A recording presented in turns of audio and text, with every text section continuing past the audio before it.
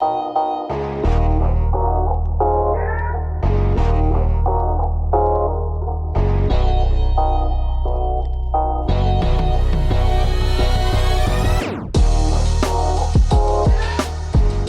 I want to welcome you again to Revive Talk today. I would have to say this is probably going to be one of my most exciting and favorite episodes that we've done because of our guest today. Today we have Jeremy and Tiana Wiles with Kingdom Works Ministry with us today, and this is going to be fascinating. So I just need you to hang on for a minute because maybe you've never even heard of Kingdom Works. But Jeremy, why don't you guys tell us a little bit about who is Kingdom Works? Well, we're a local studio. Kingdom Works Studios is just down the street, and we produce faith-based Christian films. We're probably most well-known for creating the Conquer series. Wow. Yeah. That is well known. Now, I just heard a story a few minutes ago about how you guys actually met. Tiana, why don't you tell me again how you guys met? Are you sure you want to go through that torture? I want to hear that again. Short version. So I was a producer in Denmark. That's where I lived almost my entire life. And I connected with Jeremy, who was in the States. And I just thought, okay, you know what? He's a crazy filmmaker like myself. And I had a project in the jungle of the Philippines. This was with a tribe called the Matiksalugs. And they had this very violent, horrible ritual and tradition of wiping each other out. It's called pangayo. And basically, you had a 24-hour right to kill whoever, does something to you. Petty crimes or whatever. You have the right to kill. It could be as simple as you stole a goat. Now you're going to die. And you had a 24-hour period where you had the right to kill. To kill. Yeah. Wow. Not just a perpetrator, but anything living in your path. And you went there. I went there. I need someone crazy enough to film this documentary with me. So I asked Jeremy, and of course I had to find out he was single and everything. And he was cute. And I was like, okay, would you like to come with me? I can't pay you, but I'd like to hire you as my director of photography. He was like, yeah, I'm game for it. So we go there, and now this is in the jungles of the Philippines. Yeah, we trekked 50 miles into the jungle. Incredible. There's actually a tribe just beyond them, maybe another mile, that has never heard the gospel. Mm-hmm. Really? But very violent, and so we plan to go back to reach them at some point. So had you met him in person before this? No. So what did you think when he showed up? Yeah. It was love at first sight. It really was. Jungle fever. Jungle fever. It was. He was like, your real Indiana Jones. And yeah. At the time, he was doing a documentary on Ark Hunter, which is basically his search for Noah's Ark. So he's been traveling around the world, documenting flood stories. And this was a perfect marriage. No pun intended. Because then there was a flood story in that jungle. But basically, in a nutshell, we fell in love in the jungle. We met this tribe, and when we got there, I realized I didn't have a story. So I thought, because we were 10 years too late, there were missionaries who came before us who already ministered to the tribe, and they gave their lives to Jesus, awesome. And they were learning to forgive. And I was there, Jeremy. So they're no longer killing their enemies; they're forgiving their enemies. Yeah, nice. And we're kind of like, okay, well, that's great, but what do we do with this story that we're putting? So now, in retrospect, really you realize this wasn't about filming a documentary. It was about meeting a husband. correct. Got it. Yeah. All right, I'm with you. Oh, there we go. Yeah, see, that was the purpose. Absolutely. Worked out pretty good. Well, what's really interesting is there's a woman who took us into that tribe. Mm-hmm. Her name's Betsy, and she was married to a pastor in California, and he had an affair, and she was so distraught that she moved back to the Philippines. She was native Filipino, and she became a missionary to this tribe. Yeah. And then there's Tiana, who grew up without a father and held resentment towards her father that she didn't know because they struggled as a family growing up. And so after a few days sitting in the jungle wondering, what is the story that we have, we thought, wait a minute. You've got a tribe learning to forgive their enemies, a daughter learning to forgive her father, and a wife learning to forgive her husband. All converging. Boom. Right in the jungle.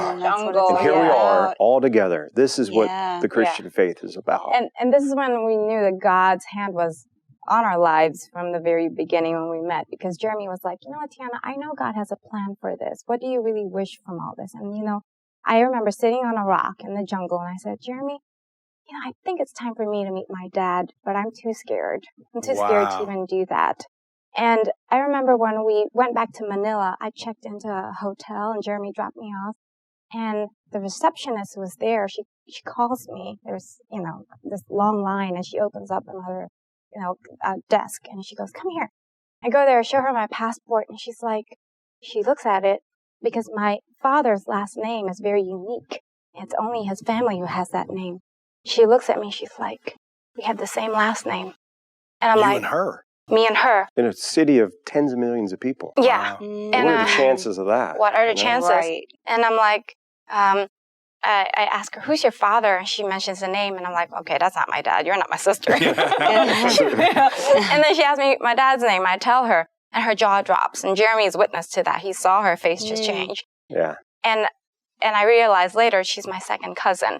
Wow. And so I kind of thought, okay, maybe God's really telling me to find my father, which I still didn't. He did, though. And long story short, we met in 2009 for the very first time. And of course, God taught me forgiveness. It was forgiveness to a man I've never seen. But it was, everything that I went through. And then he walked me down the aisle in our wedding. And That's awesome. yeah. God, She got a great family out of it. Got a great dad now. Marriage. Reconnection. Yeah. Healing. Good for you. And Great. so all of this results for us in Kingdom Works. And so tell me a little bit about what is the goal? What is the purpose of Kingdom Works? What do you guys want to accomplish? Well, our mission is really centered around healing the church. Okay. We're in production of a feature film. We've created the Conquer series, which is to help men live a life of sexual integrity. And now we've got a long-term course for men called Warpath, which takes them even more in depth on that subject. But our focus is to bring healing to the church because we got a lot of sick people. I mean, this should be a hospital, right? Yeah. This is where people go to get better. So our mission is to come alongside the church and provide them with cinematic, small group type videos. Tools that just take them in depth. Sanctification is really at the core of it. Absolutely. Yeah. And we've talked about this before. I believe that and I'm trying to give some folks maybe a grasp of how Kingdom Works can benefit them. You have like a subscription method where you've got materials there, and for a subscription, you can have availability of those materials. Yeah, we've built an online streaming platform called soulrefiner.com. And we have all of our small group studies there. And it's more than just go and watch a video or a series of videos. You do this in a small group setting. And then we've got online study guides that go with it, digital tools, accountability tools, and ways to manage It's all groups. there, basically. Yeah. Yeah, it's pretty cool. I think it's cool. So We created basically, it, a church would have the opportunity to subscribe to that. Yeah. And then their small groups would be able to log in and watch the videos. Correct. Yes. Amazing. So, Good stuff. So we're partnering with churches, basically, and equipping them with issues that are typically very, very hard to deal with. Right. And so we've gathered the best of the best experts, Christian experts and teachers all around the world to contribute their teachings and whatever, basically proven principles that have really helped people. Because really, our mission in life, when we wake up in the morning, it's Isaiah 61:1. It's to set the captives free and heal the brokenhearted. Yeah. This is why we live, why we exist. And everything that we've done is born out of our own brokenness as people, and we've gone through a large part of sanctification in our lives, and it's still ongoing. But that's what Soul Refiner is. It's refining the soul. It's renewing the mind in Christ Jesus. Good word. Good word. Now, if the ministry that you have then is addressing the ails, if you will, the issues in the church, where do you see the church at today? What do you see as the condition of the church? What do you see as the things that need to be addressed? Well, Jesus said he was coming back for a church without spot or wrinkle.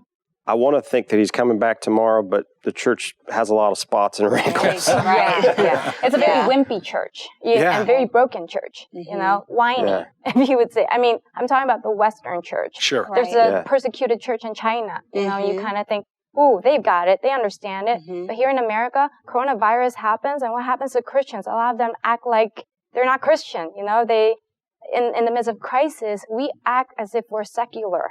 Right. You know, and we shouldn't be acting this way. We should have resilience. Truth. We should have the character of Jesus Christ. Yeah. But the church hasn't quite discipled its people that way. And that's why we're here. We're here to bring grit and holiness back into the church.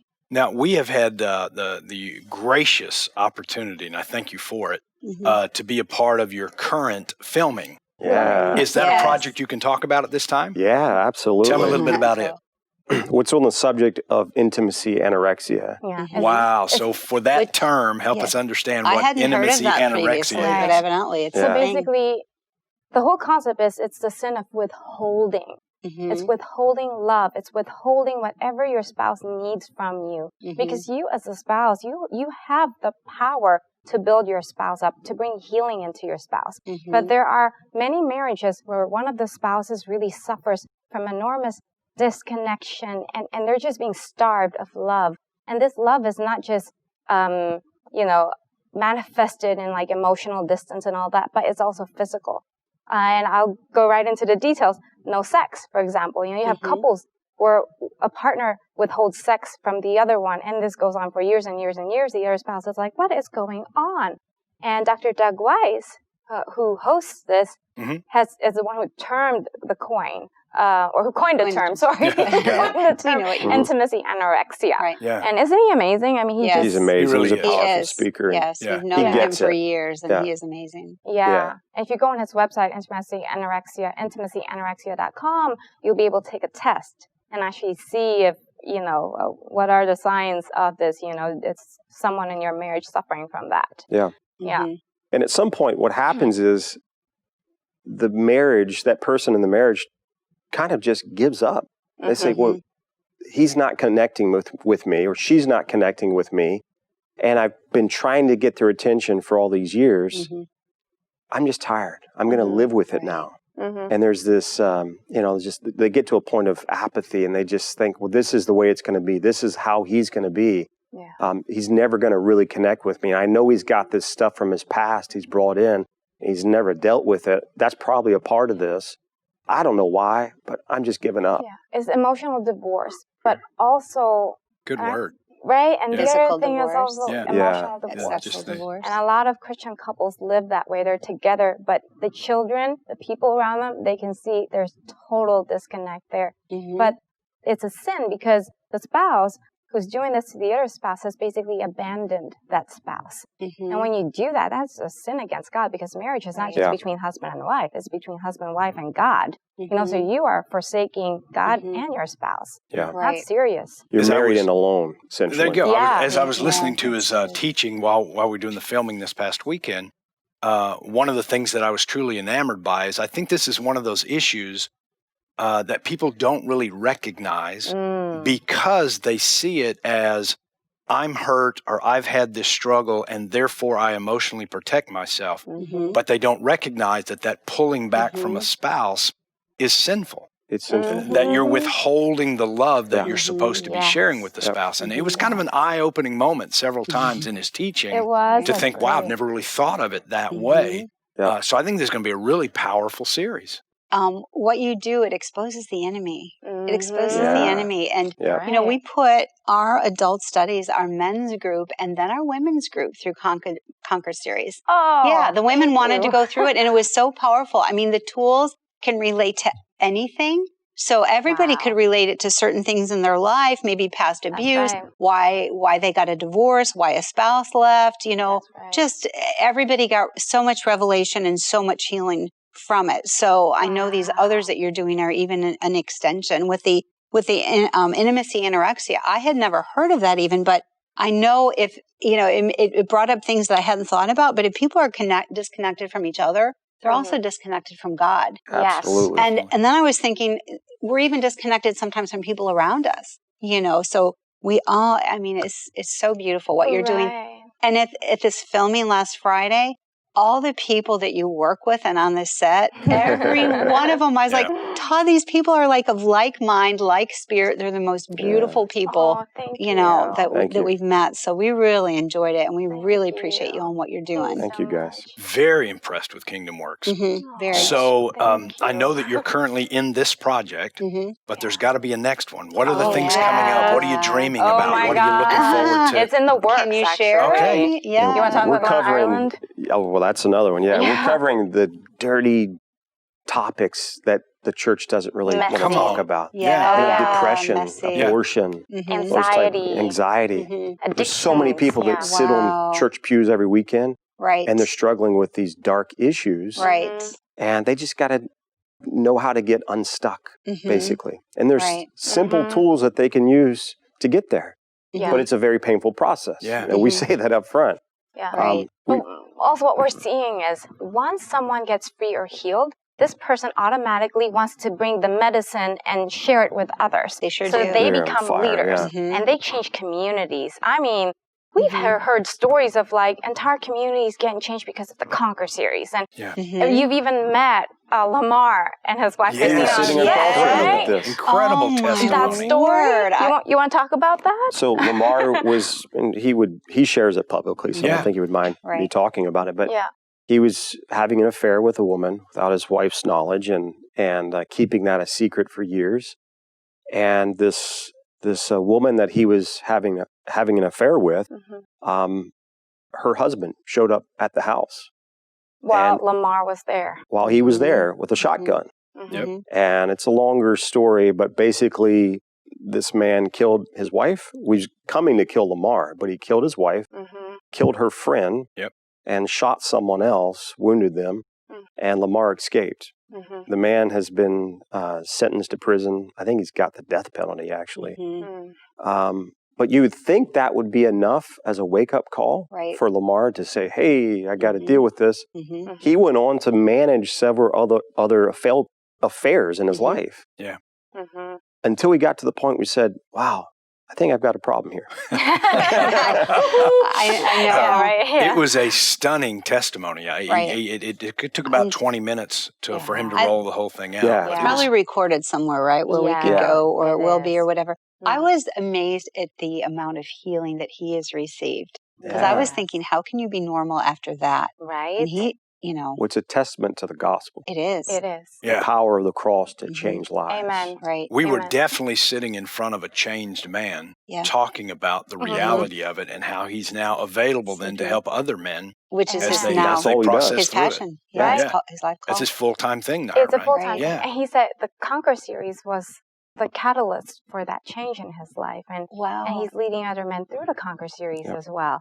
So when we first obeyed the Lord to make the Conquer series, we didn't know that this was going to happen. We had no idea, We really didn't think churches would use it or men would go through it, because who wants to show up and talk about their, hidden problems, right? But what we're seeing is, if men who go through this and find freedom, they typically double their income within a couple years. Triple. I've seen it quadrupled. And, if you look at politics and you see you've got Democrats on this side, they want to raise taxes to generate more revenue. And the Republicans want to fuel business to raise taxes through increased revenue. But the church, what we can do is to help people find freedom. And when you do that, revenue actually goes up, not just for the church, but for the entire nation. We're blessed. There's freedom. There's freedom in that. Go ahead. I was just going to say real quick, obviously this whole thing is so anointed. Kingdom Works and the Conquer series was. I mean, that was the first thing. It was probably a year that I discovered it before a friend of mine actually bought it and wanted me to watch it with her. And then as soon as I sat down to watch it, I bought a copy and put it on the men's leader's desk. And I said, we're going to do this. Oh my goodness. It is what I'm saying is it's so anointed. It's so anointed of the Lord. So there's so much power in it. And all of these things that you're doing. Thank you very much. Yeah, I'd like to take a moment, if I can, to just encourage pastors pornography is legit in your church. It's there. You know it's there. The beauty of the Conquer series is we sat down with over 70 of our men, and this is the message we gave them so that they would come to this series, which I think is a 10 or 11-week series. 10-week series. We basically said, look, man, if you're not in pornography, you either know someone who is or you will know someone who is, and you need to provide the answer. You need to direct them to a resource that can help them.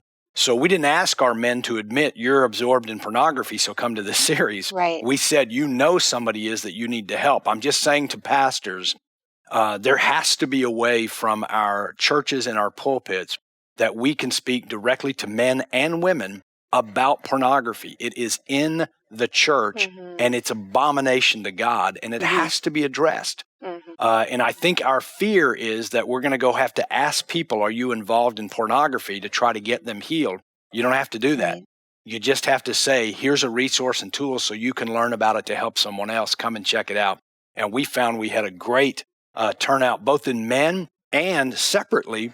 We showed it to our women who were very engaged in learning and understanding, oh, this is what my husband, this is what my other significant other is dealing with. I understand it a little better now. I understand how to get the resource. Or we do also have women who are involved in pornography. Yes, and if I could just say a word to that, to speak to it too, if you're thinking of doing it at your church, do it for the women and offer it.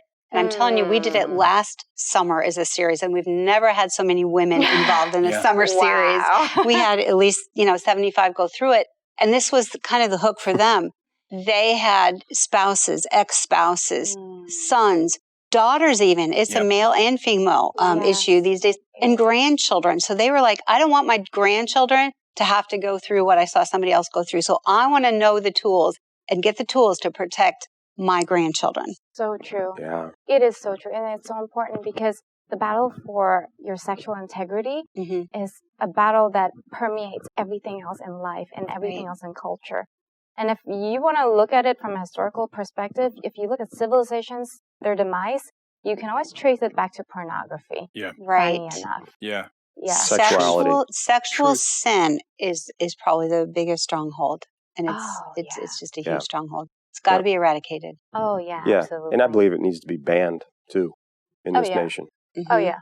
And there's ways to do it that are possible. I think that it should be cut off at the internet service provider point. So when an IP or someone like Verizon or whoever shows up to your house to install your internet, I think they should offer right there. Would you like to allow pornography to be entered into your home? Good. And you can say yes or no. Yeah. Good plan.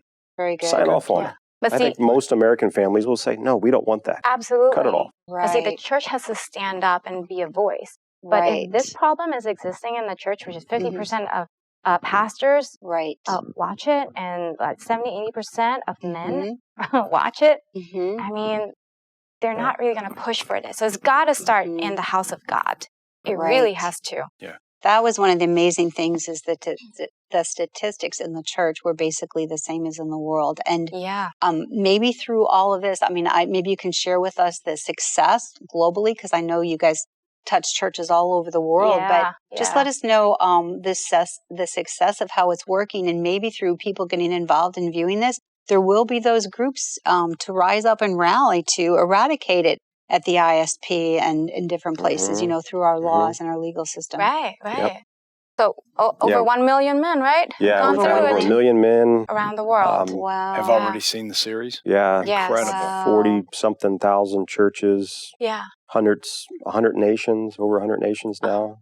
Got these groups going. Maybe we could wrap up this way. What do you want a viewing audience to know about Kingdom Works? I don't know if it's so much about us. I would just tell folks to, don't be afraid to move forward in healing. We all have broken areas in our life. And it's not so much about, I've got to live in my past and be very disease conscious. I think we should be destiny focused instead of living in the past all the time. Yeah. But if you don't deal with that stuff, it will haunt your present, right? Yep. And so That's our mission. And if we can help with that, whatever subject that you're talking about, over the topic or issue that you're dealing with, that's what we want to do. Yeah. We want to help with that. And the other thing is also what I think, oh, sorry, cut you short there, babe. I do it all the time. It's time. I don't know. I keep hearing in my spirit, time. Time is of the essence. Like I'm almost hearing a ticking clock. Like, I'm coming back. I'm coming back. Jesus is coming back. Right. So we as a church, let's pay attention, Do you really want to leave this earth with a trail of broken hearts? Little hearts.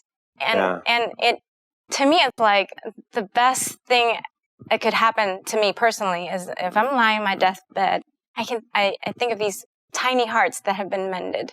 These, women and men, their souls have been mended. And not just that, they've been empowered to pick up their swords and fight for the kingdom. Because there's going to be a time when persecution is going to come to America. Right. It's going to come to the world. And the real church of Jesus Christ has to rise up. But it's got to start in your private lives. It's got to start there. Jeremy and Tiana, you guys are absolutely on the front line of Christianity today. You're on the front line of providing the resources. You do an amazing professional job. Your product is second to none as far as I've seen. And we've been dealing with marketable resources, video type resources, DVD type resources for years and years and years. And I've never seen the level of quality in this, not only in the cinematic side of it, but in the content and quality side. The speakers that they engage and get involved are top-notch, top level. So this is what I encourage you today. If you haven't heard of Kingdom Works, go check them out, kingdomworks.com. If you're looking for resources, if you're a pastor, if you're a church leader, and you're looking for true, legitimate, good resources for your church and for your members, go to soulrefiner.com. This is an amazing organization. We are blessed and proud to know them, and we know that once you check it out, you're going to be glad you did, and your people are going to be well served by it. I want to thank you, Jeremy and Tiana, for being with us today. God bless you guys. I pray that whatever is next for you just continues to be a joy for you because you're blessing us in the church today. And I want to thank you for joining us today on Revive Talk. I don't know what next week will be compared to this one, but you'll probably want to watch this one again. God bless you and have a great day.